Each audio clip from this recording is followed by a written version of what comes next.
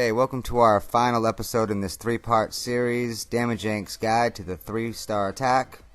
I am Easy. I'm here with Nirvana, also known as Nerve Damage. How you doing? Hey, we will not tell them where we got nerve damage from. She's going to be helping me with this video on prioritizing the objectives. Why don't you summarize what we're going to do? As if I haven't learned just this today, this is when it all comes together. Assign a plan A and B for the CC lure or the clan castle and anchor. Map the kill squad's path into base. Based on attack strategy, identify your primary and secondary targets. Plan spell placement again. Again, we've already planned it one time. Assign action points to your targets. Action points are what you will do once the target is eliminated. Actions are usually hero deployment, clan castle troop deployment, reinforcements, the kill squad, or cleanup troops, depending on your base. Be sure we look at the base first to plan our troops. Choose several locations that are acceptable for kill squad to reach. Mass deployment or surgical. Which one's it gonna be? Will a second kill squad be necessary? And most likely, it usually is. So plan accordingly. Well, thank you. Okay, so what we'll do is we'll start off at the beginning. We have about 14 or 15 minutes to go over all of it based on the gameplay that we have. So part 1 or step 1 will be to assign a plan A and a plan B for the clan castle lure and anchor. So basically what that means is our primary objective would be what? To pull the clan castle troops. To pull the clan castle troops. Right, to pull the clan castle troops and then anchor them. And what we want to do is try to pull it with one troop, probably a hog. And then once their clan castle troops come out, we'll anchor them by putting an archer in somewhere where they're out of the reach of all the defenses. But for me, usually one hog's not enough. Well, it might be 2 hogs. That's where you click on the clan castle. You'll see exactly where that circle is. But based on where that circle is, you can judge how many hogs will I need. Do I have to put it in on a defense that has 5 defenses on it? If you do, then at that point you'll probably need 2. Well, now that I'm Town Hall 9, I've noticed that pulling a clan castle isn't easy because it's all the circles inside. Right. A lot of the defenses. Town Hall 9s have a big enough base where they can keep that circle inside the base, which is why we have to have a plan B. Now plan B will be, you can't pull the clan castle troops, so you'll start your funnel. By starting your funnel, you'll deploy troops on both sides of a wall, leaving the middle open. Once you clear out both sides of the wall a little bit, then you can deploy your troops into the middle.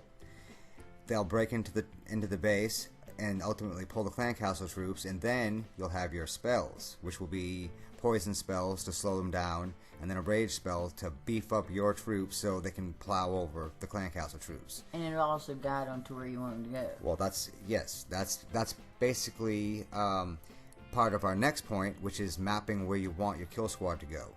Now, remember, we have a multi-phase attack. We don't really want to do mass deployments, even though they're real popular in Town Hall 10 and 11. But especially for this video and for teaching people how to play, you want to start off your attack by pulling the clan castle troops. Then you want to put in your kill squad. And you've heard us talk about the kill squad a lot, haven't you? Right. So your kill squad is not your main body of troops. Your kill squad usually consists of a tank. Main event. Well, no, your kill squad starts off with your tanks, like a golem, and then you'll have some high DPS troops behind it, like your wizards. And you want your kill squad to go into the base and take care of certain targets.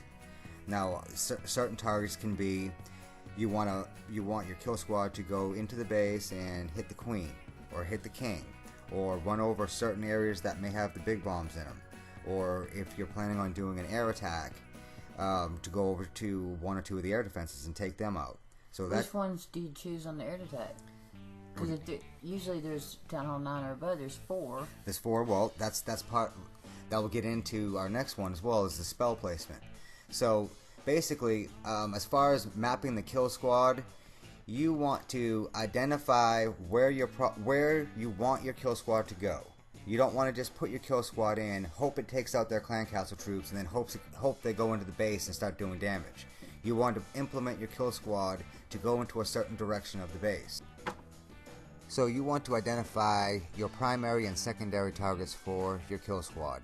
Your primary target would be the clan castle troops, and once the clan castle troops are down, your secondary targets would be the heroes, mainly the queen on most attacks, and whatever defenses that you find the most necessary to handle before you bring in the main body of troops. So next part would be your spell placement, and the main point I want to make with the spell placement is this. If you use all of your spells to get your troops into the core of the base and take down Town Hall, then you have a wonderful 2-star. You need to save your spells, as many as you can, for your cleanup troops. Both cleanup troops, the balloons and the balloons and the hogs, they both need spells to get around the base properly. The hogs need heal spells, and the balloons need either haste or rage spells. So you want to try to save as many of those spells as you can for the end of your attack. Which brings me to my next point, which is making sure you have the right spells. Building your spells and getting donations from your clanmates is a vital part of every single attack. And I've seen a lot of attacks go wrong because people don't build the right spells. I'll give you an example. An air attack in a Town Hall 9. Let's say that you want to take out 2 air defenses. Well, you can do that with 2 earthquakes and 4 lightnings. Now, I've seen people build 2 lightnings, and then they go into the attack with they build 2 earthquake, and I've seen them go into the attack. They have 3 lightnings. They have 2 earthquakes for themselves. They got another earthquake donated to them. So now they have 3 earthquakes and 3 lightnings, and that only takes out 1 air defense. So now they're stuck, and they have the wrong spell composition. So making sure you know what spells you want to bring into the attack, and making sure you're building the right spells, and making sure you're asking your clanmates for the right spells is vital. Just keep in mind that certain spells take up 2 spaces, and the dark spells, they take up 1 space. So there's a wide variety of options that you have. So to summarize this emphasis on spells, we want to think about building the right spells. We want to make sure we're requesting the right spells from our clanmates, try to get max spells from them. We want to use the spells at the right time during the attack. We have multi-staged attacks, so we're going to try to use our spells in that same manner. We're going to use spells at the beginning of the attack, and we're also going to try to save our spells towards the end of the attack during the cleanup stages. That way we don't get stuck with the 2-star attack, because we used all of our spells at the beginning of the attack. We're going to think about our spell placement. Keep in mind that our cleanup troops like hogs and balloons, they need spells. They need the heal spell, they need the rage spell, they need the haste spells if you have them. We're going to think about where we're going to put those spells, and we're going to concentrate on areas of the defenses that have tons of DPS, that have a bunch of defenses all grouped together, and where those spells are going to do you the most good. So we put a lot of emphasis on spells because they are that important in your attack. Okay, Nerve, how have we done so far? Actually, Easy is it's making a lot more sense to me. I understand a lot more now of how other people are playing their attacks. Okay, what's the next part? Assign action points to your targets, or to my targets. Okay, I'm assign still action confused about points. that. Yep. Well, that's because you don't hear that a lot. Assign action points to your targets. What that basically means is every phase of the attack is an action point. And what we want to do is plan every phase of the attack. So, for example, when we start the attack, we're going to pull the clan castle troop. That's your first action. Once we pull the clan castle troops, we're going to try to lure them into the corner of a base with an archer. Once their clan castle troops come out and kill the archer, we are going to put in our kill squad. That's your second action. Once your kill squad kills their clan castle troops and they start heading into the base, we're going to start the funnel. That's the third action. Once the funnel is initiated and they get into the base, and the kill squad starts taking care of their targets, whether it be the heroes or specific defenses, whatever you have planned, then at that point we will initiate the main part of the attack. That is another action. Once the main part of the attack is in place and all your troops are in the base and your next action may be once they take care of certain defenses, or your next action may be once they're in deep enough in the base that the defenses on the outskirts of the base are starting to shoot in instead of standing idle on guard. Once the defenses on the outside of the base start shooting in, then you can start deploying your cleanup troops, and that way they won't get shot down. So basically what we want to do is we want to identify and list mentally all of the different steps of the attack, and those are all different action points in the attack. When my troops accomplish this goal, then what do I do? An action point. Okay, I killed the clan castle troops. Now I'm going to start my funnel. I got into the base, and now I've taken out a couple of defenses. Now I'm comfortable with my main body of troops coming in. That's the next action point. So assigning action points for your attack is really important, because that way you don't get panicked. And that'll eliminate my panic mode. And that will eliminate the panic mode that so many people get into. And one part of the panic mode is to put 5 spells in within the first 7 seconds. So by having action points, you can also assign your spell placement during certain parts of the attack during your action points as well. So you know that you're not going to place your spells on the second action point where your funnel is, because you've already have your spells assigned to your 5th action point, which is when the troops are inside the base and the other defenses are shooting in at them, and you want to put your spells in as you put your hogs in on the outside of the base. I got you.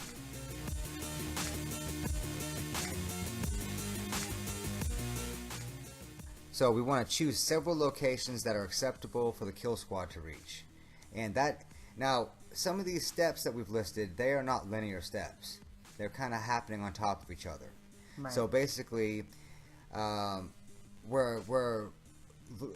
we started off, we said to identify your primary and secondary targets. Well, at the same time, we're also assigning action points to those things. So basically, our primary target would be the queen. Well, that's also an action point, because once the queen dies, then we're going to start our second part of our attack. So as we're going through some of these steps, understand that they're not linear steps, that they're happening on top of each other. Multitasking. Multitasking, something that I'm great at, right? You know I am. So choose several locations that are acceptable for the kill squad to reach. The reason why I wanted to touch base on this point was because some people get it in their head that their kill squad has to reach town hall before they bring in more troops, or the kill squad has to kill the queen, has to kill the king. You have to have acceptable places for your kill squad to reach, and you basically have a minimal spot that they can reach. And as soon as they pass that spot, you may want to hold off on your main troops because they're doing well, and you'll have a spot that you're going to bring your troops in no matter what. So basically, you'll have a minimum and a maximum that you want your kill squad to reach, and that's a point that a lot of people don't do. They put their kill squad in, and they're just winging it and hoping they do well, and they're twiddling their thumbs, hoping they're going to know exactly when they're going to put the rest of their troops in. Or they put them all in and watch for the last minute. Hope for the best. That's a huge mistake too. Or they put all. I mentioned that in several videos, that they put all their troops in, and now they are watching the game instead of playing it. So we want to play, we don't want to watch.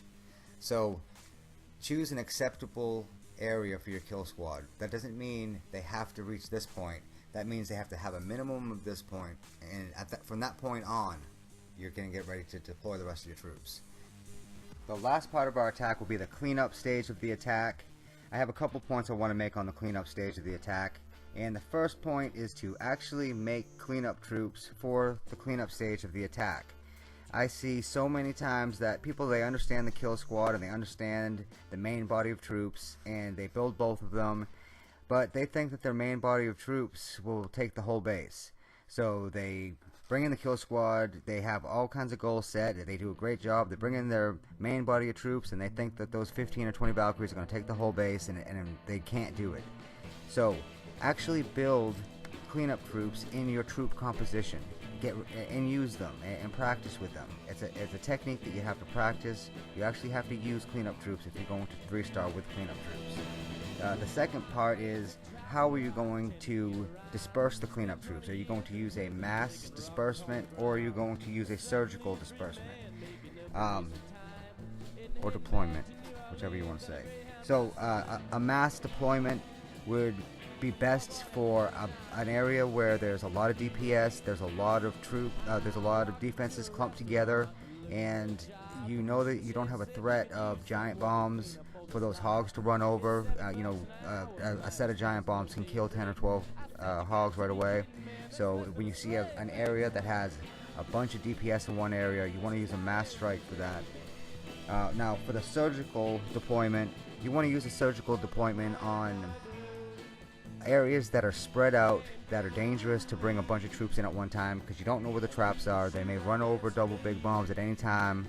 And when you use a surgical strike, you'll put in 2 to 4 troops at the feet of each of the defenses, and they'll be stuck on those troops. They won't be able to help each other out, and it's a really neat and clean way to finish off your attack. So use the troops, use the cleanup troops, use them in the mass or in the surgical strike. Before we get into the last part of the video, which is Flex's attack, I just want to thank Romper Stomper for his 3 great attacks, for Wildwife with her great attack, and to Minnie to her great attack on that engineered base in the last war. Okay, so let's walk through this attack by Flex Luger, a co-leader in Damage Inc. He starts off the attack by dropping a hog for the clan castle pole. He anchors with the queen, and he's going to use a queen walk. That queen walk is going to serve as his kill squad. He uses a poison spell to help with his kill squad. Basically, he's trying to preserve the queen's ability, which is going to come in real. That's a big part of his attack later on, and he does so. His kill squad was the queen and a couple of wizards. Now he drops the bowlers and with healers on them to create the funnel. And you see how he cleared out that whole side of the base really easily. He brings his main body of troops in. His main body of troops are Valkyries. He uses the Valkyries with a rage spell to get him into the core of the base. And then he uses a jump spell to get around the base really easily. So he does a really good job of using his spells to push himself around the base really quickly. Now he has the queen going around the outside of the base up top. He's going to have the bowlers going around the outside of the base down bottom, and that serves as their kill squad 1 and 2. So he's using 2 kill squads instead of cleanup troops. Now he does hold on to a couple wizards and several archers, and he'll use those. Those are just in case. He'll spawn those in the areas where he really needs them to help him overpower whatever defenses he has to overpower or help him out with time. But as the queen moves across the top side and the bowlers move across the bottom side, you can see how there's 2 defenses left. The queen has full strength plus her ability. They're down to 1 cannon, and this was just a really effective attack. I think this attack demonstrated almost all phases of what we've been talking about. How he pulled the clan castle troops, he anchored them with the queen, he killed the clan castle troops with the poison and with the queen walk. Then he came in and he created the funnel with the bowlers, and then he brought his main body of troops in. He used his spells wisely and didn't use them all right up front. He saved a heal and a rage for the backside of the attack, and he worked that base over in 2 minutes. He had 55 seconds to spare. Here's a second attack by Flex. You'll notice that this attack is very similar to the first one. Although this attack, he's actually attacking up by one spot. He starts off this attack with an earthquake and pulls the clan castle troops with the hog. The clan castle comes out. It's 2 dragons, a baby dragon and a regular dragon. Now he's luring them in the corner with the queen walk again. He's going to add a few more wizards to his kill squad. And at this attack, he was worried about that dragon getting the better of his queen, so he popped the queen's ability kind of early, which that's always a dangerous thing to do. Now he like last attack, he drops the bowlers up top with the healers on them to create the funnel, and then he brings in his main body of troops right in the middle, and they just have nowhere to go but into the base. So they eat through the walls really quickly, and he's already laid his earthquake spell down. They walk right into a haste spell, and now his main body of troops are in the core of the base. His queen is walking around the outside of the base as the first kill squad, And the bowlers are walking around the top left side of the base as a second kill squad again. Again, he has the same troops left over. 2 wizards, 3 healers. 3 archers. That's not an accident. That's what he deliberately does. He makes sure that he has some kind of backup if he needs some help. But as you can see now, his king has gotten to the very top section of the base. He still has his ability. The queen is at full health.